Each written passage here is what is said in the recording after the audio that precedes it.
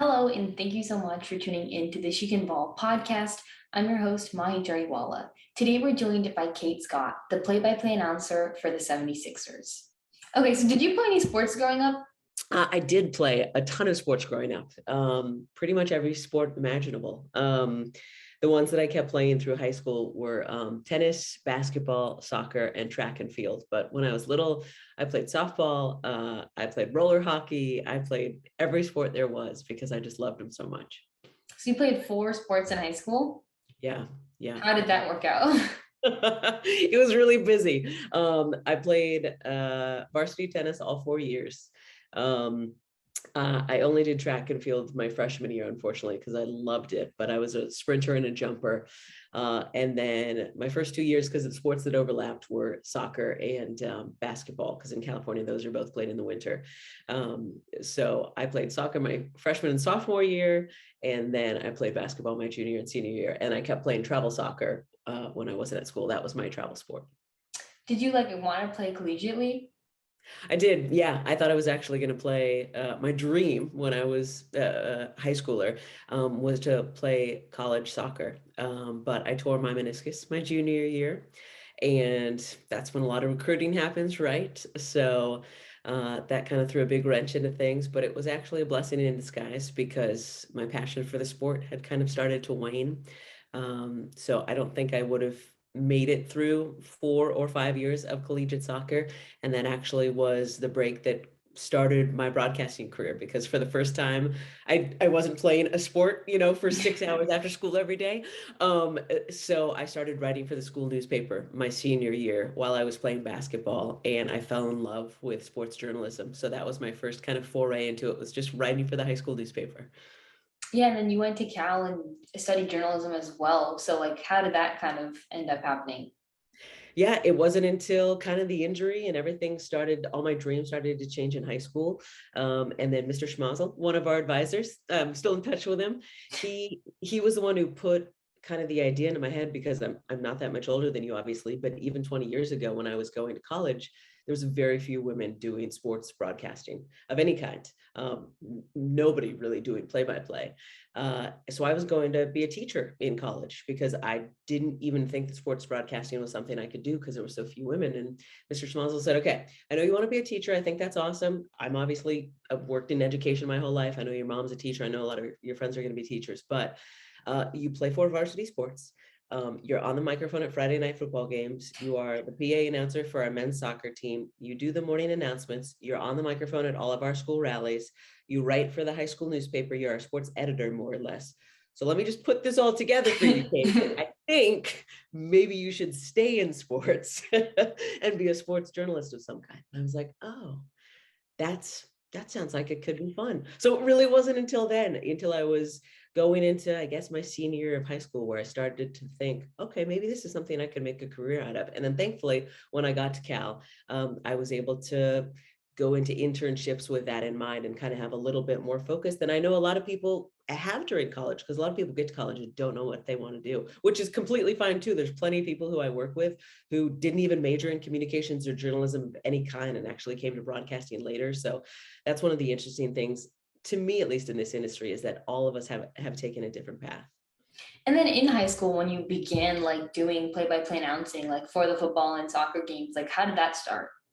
Well, actually, I wasn't even doing play-by-play in high school. So I was just the person announcing, like, ladies and gentlemen, welcome to LaMonica Stadium. Let's Oh, introduce you to the starters for tonight's football team. So I was just the actual public address announcer, the one that you hear on the loudspeaker at an arena or at a football stadium. Because again, didn't even think that calling the games was something I could do because it was only men who I'd seen at that point. But yeah, I got started in that because my freshman year at a football game, I was being obnoxious in the student section and yelling and really felt like our football team needed the energy of the crowd at a certain moment in a game, and the cheerleaders, in my opinion, were not providing it. So I started to cheer in the student section, and I still vividly remember the cheer coach going, "Yo, come down here." And I thought I was in trouble because like our cheerleaders were incredible. They won multiple awards every year. And I was like, oh crap, the cheer coach. I pissed off the cheer coach.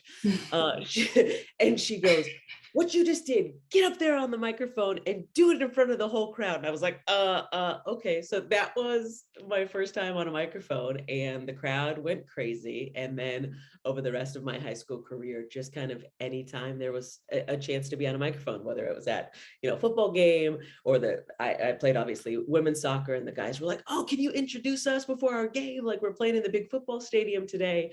So it was just kind of people knowing then that I had an okay voice. I was comfortable on a microphone. I knew sports. So they just kind of wanted me to help out. Then you also talked about like writing in the newspaper. Was writing also one of your passions? It was. I loved writing and still actually love writing. Yeah, I took AP, English and AP Lit, and I've just always, I journal now. It's just one of the ways that I love to express myself. So that was, remember writing for the high school newspaper, and this was before the internet was even a big thing. I'm aging myself, but I still, another vivid memory from high school. We had a picture of like the cross country race in the rain. It was a great picture. And one of the kids from our school was in it, but there was 2 or 3 other kids, and we could see what schools they were running for, but like no clue, because it wasn't like now, there was no social media. So you kind of had to wait till the paper the next day or whatever, but very few big papers were covering high school sports. So long story short, we had no idea who the kids were. And the guy in charge of the paper was like, "Okay, Kate, it's your job. If you want to be a real journalist, you have the rest of the day to figure out who these kids were." So I was like calling their schools, trying to talk to their teachers and the cross country coach, and leaving voicemails. And before the paper deadline, I remember I got everybody's name, so I was able to write the caption for the picture, and then the paper came out, and I was like so proud of it. And Mr. Menindian, who was in charge of the newspaper, he was like, "That was really great work. That was a big challenge. I know it wasn't, I know it didn't seem like you were doing like anything big, right? You weren't writing." He's like, "But the details, the success is really in the details." And that's something I've taken into my career. Like I could have easily been like, who cares about this, right? Kids that don't even go to our school. But it taught me you really have to be detail oriented. At least it's helped me be very successful in this industry, and that you pay attention to the little things that you may not think matter, but actually matter a lot to somebody who's watching, and they see that you paid attention to that tiny detail, and then they want you to come work for them because they can tell that you care about even things that seem really small. And I know you've worked on a lot of different broadcasting projects, but like what was that first one that kind of got your foot in the door? Oh gosh, yeah, there's been so many. They all blend together at this point.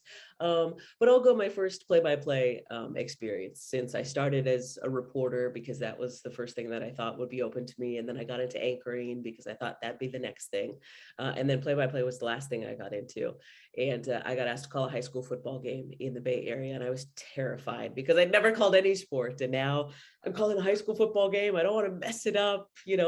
At least 20 people are going to be watching. And I remember calling a touchdown, and I listened back to it, and I hate the way my voice sounds, and I don't like the actual way I called it, but I was able to call what happened. Like I nailed the players. It was a touchdown. I got the score right. And I remember driving home that night thinking, oh my gosh, that was such a rush. It was so much fun. It was just, I did a bunch of prep, but then you just kind of like playing a sport, like the ball comes to you. Are you going to hit the winning shot? Are you going to score the winning goal? It felt like the same rush, and I hadn't experienced that in a really long time. So that was kind of the moment where I thought, okay, I'm really bad at this right now, but if I keep going with it, this could be really an awesome career if I'm able to make it into one. Yeah, and like one of my questions for you was like, how do you prepare for games? And like the way that I even like worded that, I was like, it's exactly like players are, because when you're play-by-play announcing, I mean, you're literally in the game, you're literally speaking about the game, and you have to just talk on the fly. So like, Yeah. how do you prepare for that? It's similar. It's interesting that you made that connection, because I've slowly started to make that connection now too. I think I prep almost not the exact same, but similar to how coaches prep. I watch a lot of film because I want to see how different players move, what they look like, what their hairstyles like, what cleats or shoes that they wear. Because again, there's very little time to look down at my notes during a broadcast because it's just happening, especially now at the NBA level. The pace is so Yeah. much faster than college, obviously, which was so much faster than high school.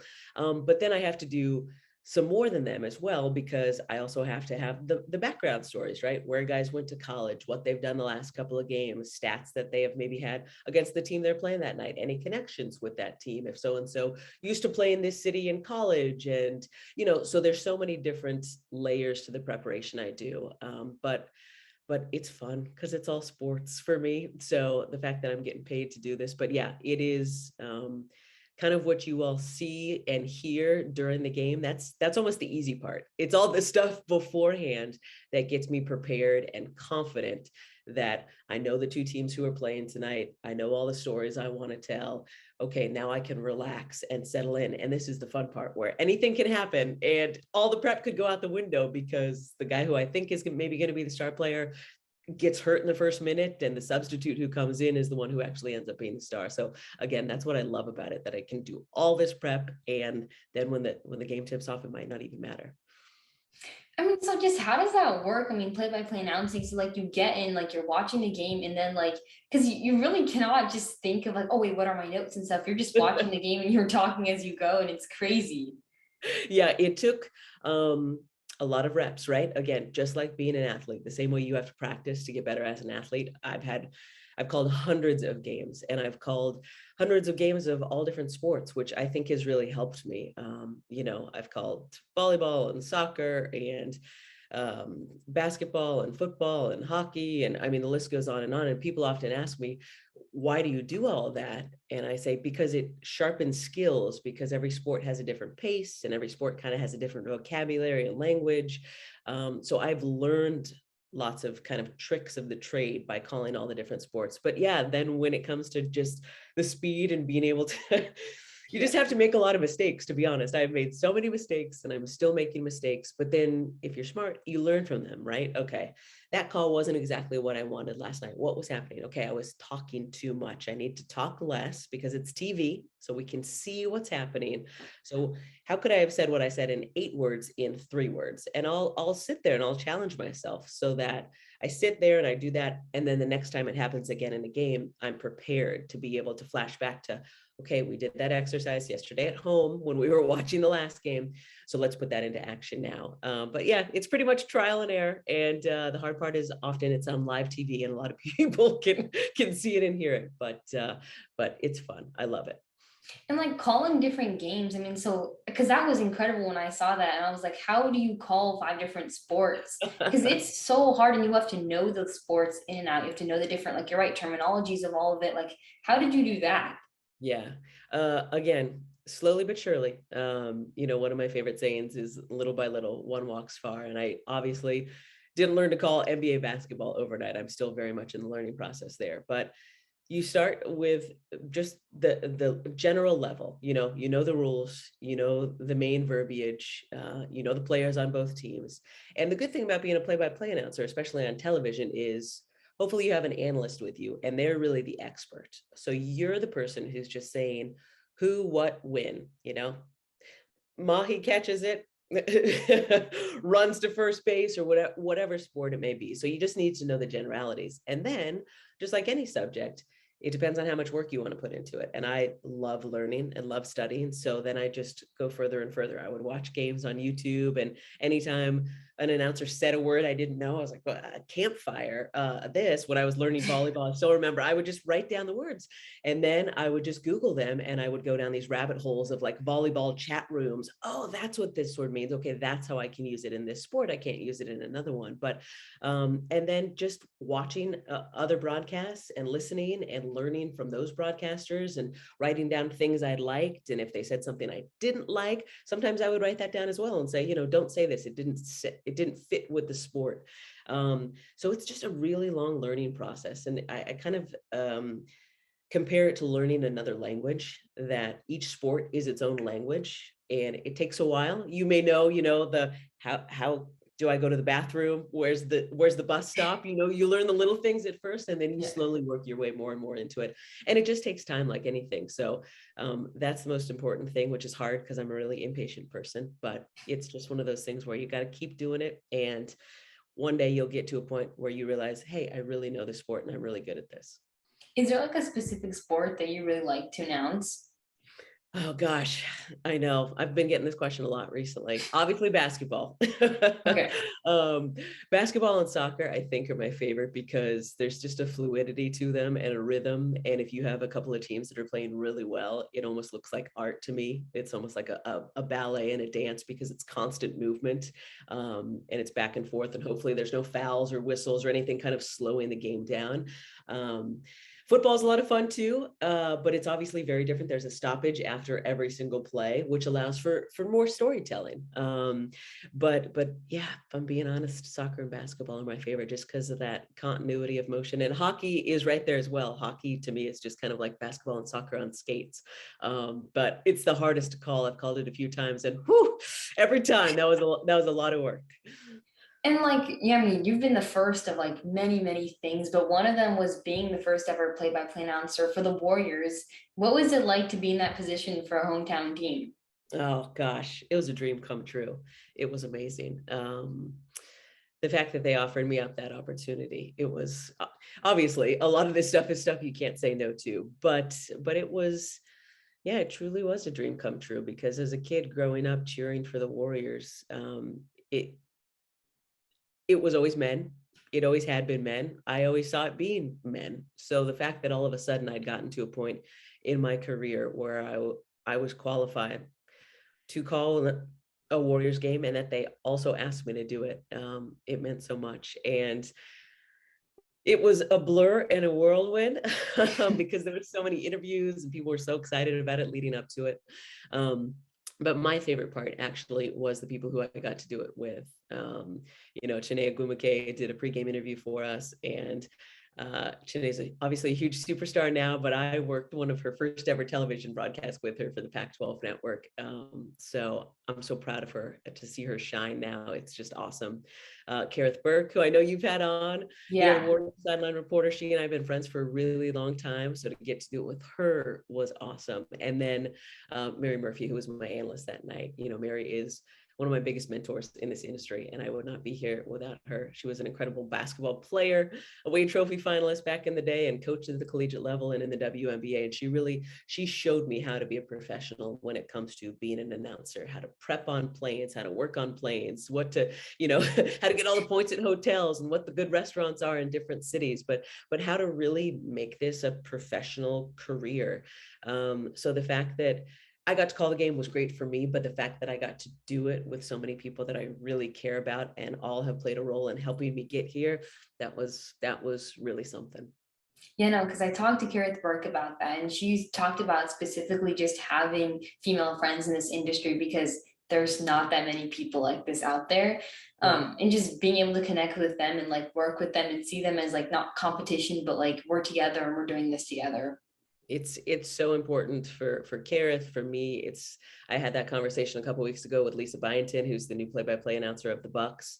And it's so important, I think, to all of us who are kind of around our age, we're all about the same age, that I've had conversations with each of them that we all were looking for female mentors when we were starting in this industry. But because of what you said, there was such a fear of, if I help her, she's going to take my job, because there were so few women getting jobs in this industry. It felt like there was one job, like you can be the sideline reporter and that's it. And once there's one female sideline reporter in this, city, then you got to go to another city to be the one. And obviously things are changing, thankfully. So it's really important to Kareth. It's really important to me that this is for all of us, and that I do whatever I can to not just be great for me, because that'll open doors for other people, but also to be very cognizant of the fact that if I do well here, then the people who are doing the hiring may think, okay, well, Kate was the first woman we'd hired, so let's think outside the box again in our next hire for this position or for this position. So it's really important to me that I open doors and do this with as many other people who weren't given opportunities, 20 years ago, and that we just lift each other up and rise together, and then hopefully bring a whole lot more people along with us.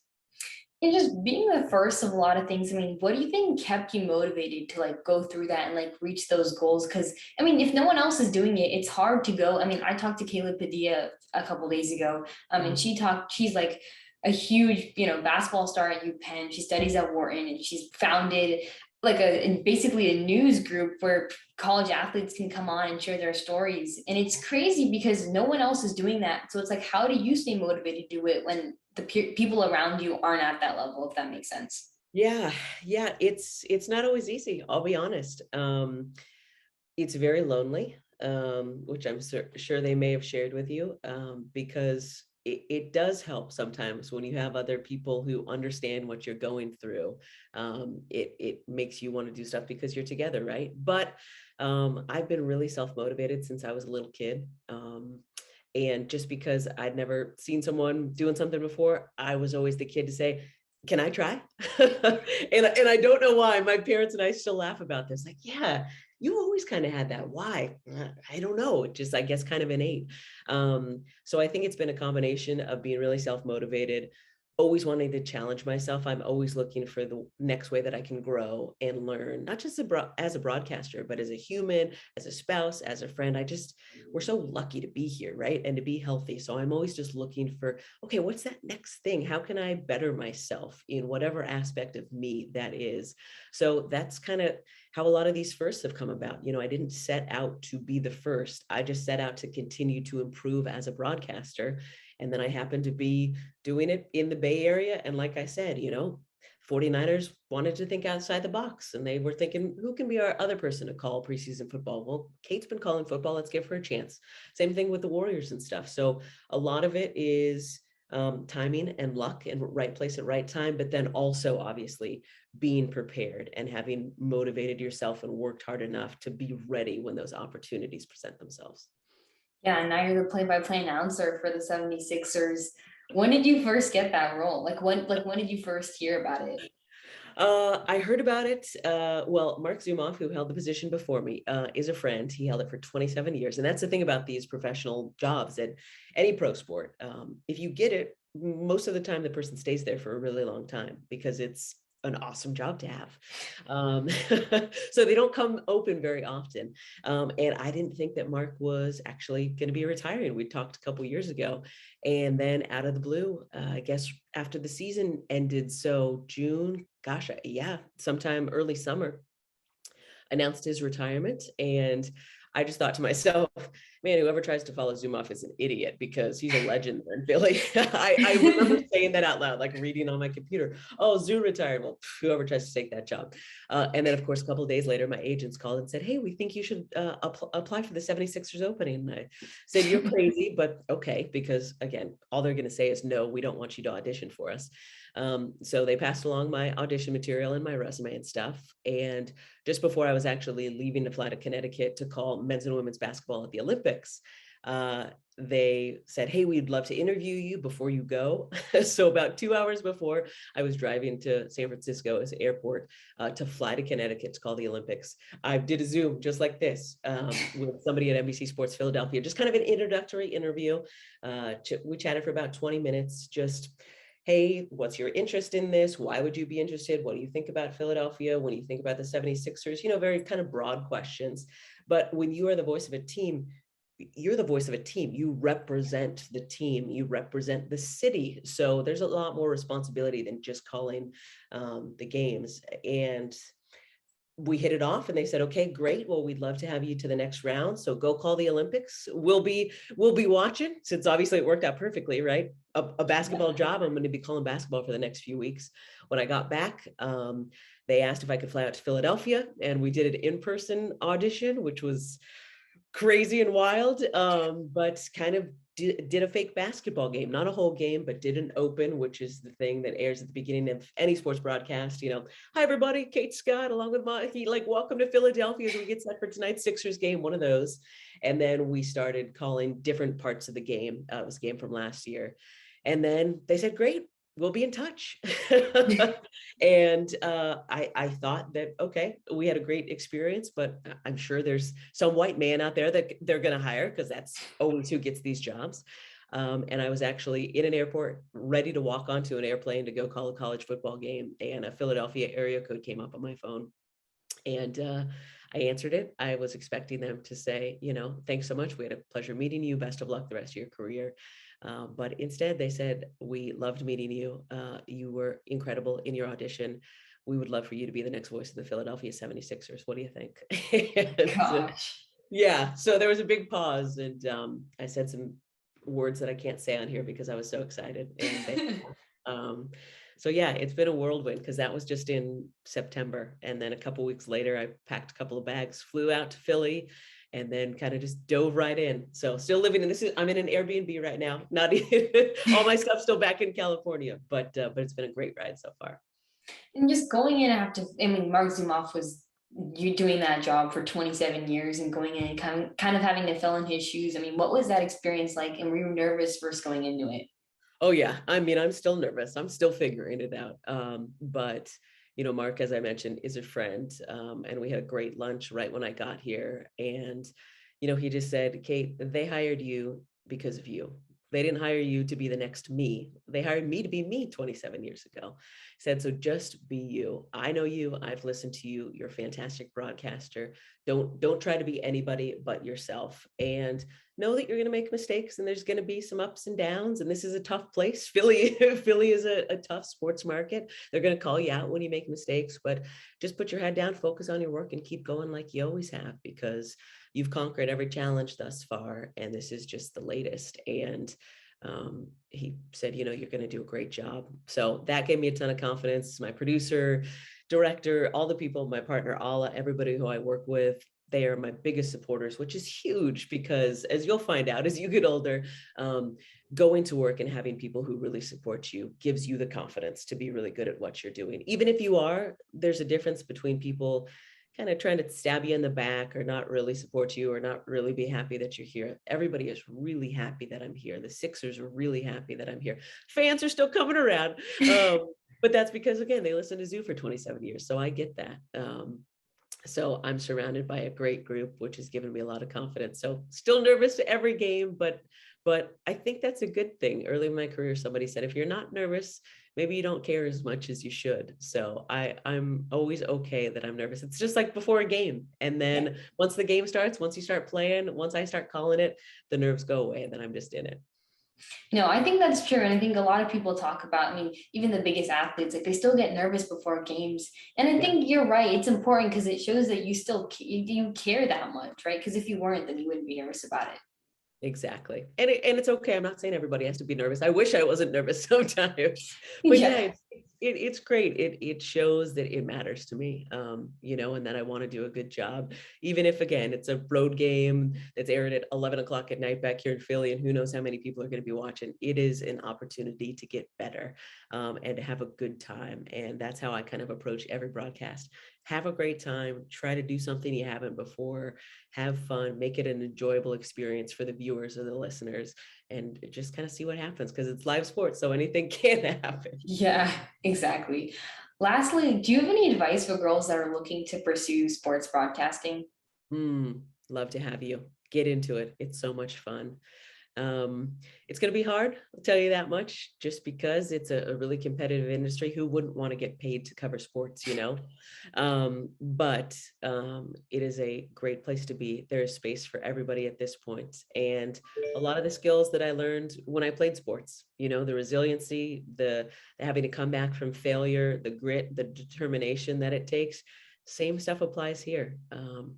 Just keep putting in the work one day after another, and the same way that you see yourself get better in other things, the same is going to apply here to broadcasting or writing or radio, because I've done all of those things as well. So if you're willing to put in the work and you love sports, love to have you, because it's so much fun. Yes, that's amazing. I do have one more thing just for you. Like, how do you think you speak so well? Like, especially when you do play-by-play announcing, it's like they never stutter. I mean, yeah, there might be like a couple here and there, but for the most part, I mean, you're just talking through that. And I mean, people can't even hold like a 4-minute presentation without stuttering. So like, how do you do that? Oh, that's a good question. A lot of repetition, I'll tell you that. Speaking has always come pretty naturally to me, as I mentioned, right? I've been on microphones since I was in high school, so I think that really helps. And it's funny, once you get to this point, everybody tells you anytime you're on camera, just be yourself. And it is the hardest thing to do. But now that I'm here and almost 40 years old and in a pretty, visible spot, it's so true. The days where I'm just myself and just talking, that's when I sound the best on air. That's when I have my best broadcast because I'm just being myself. So I think sometimes the less thinking you do about it, the better it is. But take all the classes too if it doesn't come naturally to you. I've taken voice classes over the years. I took public speaking classes back in college. Anything I could do to help refine the craft, getting back to what I said about learning and growing. So if it's not something that comes naturally to you, that's okay because there's plenty of classes, and I mean the internet is just a boundless space these days, right? I'm sure there's free videos all over the place where you can work on things, and again, if you're willing to put in that work, you'd be amazed at how far it can take you. All right. Thank you so much again. I enjoyed speaking with you today. Back at you.